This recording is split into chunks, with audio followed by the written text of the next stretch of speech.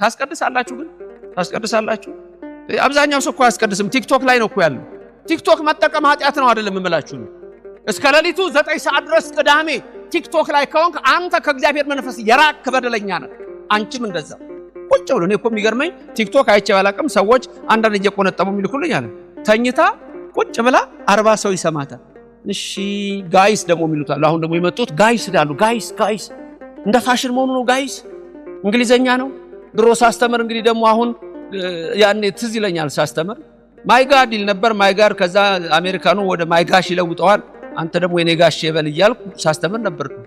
ቋንቋ ማወቅ ጥሩ ነው ጋይስ ነው ስርዓትን እንዴት እየለቀክ እንደመጣው አሁን በርካቶች በቲክቶክ እና በዩቲዩብ የምትመለከቷላችሁ ሶሻል ሚዲያ ጥቅም አለው መሳሪያ ካረጋችሁ ግን ለምሳሌ ቲክቶክ ላይ ትምህርት ተምሬ እንደው በረከት አገኛለሁ ብለካል የመንገድ ላይ የወደቀው ዘር ማለት ወዲያው ሰይጣን ይለግማ መጣ አንድ የእግዚአብሔር ቃል ሊተመር ራቁቷን የመጣች ደግሞ ተመጣና ከልብህ ነቅላት ሄዳለች የት ነው ትውልዱ ያለው ያስቀድሳሉ የኤማውስ መንገደኞች ትልቁ ችግራቸው ያሉበትን ቦታ አለማወቅ ነው ወዴት እንደሚሄዱ አለማወቅ ነው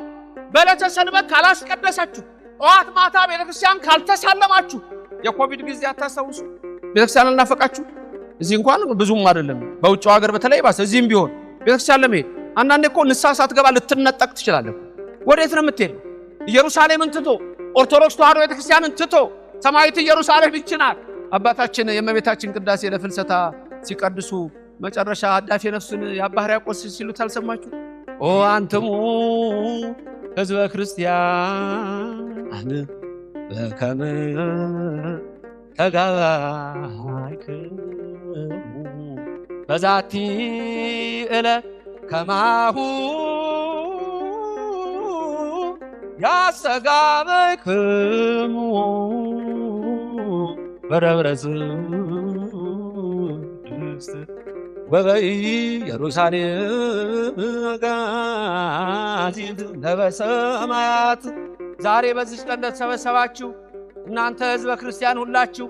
ነፃ በመታወጣ ሰማያዊት ኢየሩሳሌም ይሰብስባችሁ ሁሌም የምትባሉት ይሄድ ነው በሰማያዊት ኢየሩሳሌም ይሰብስባችሁ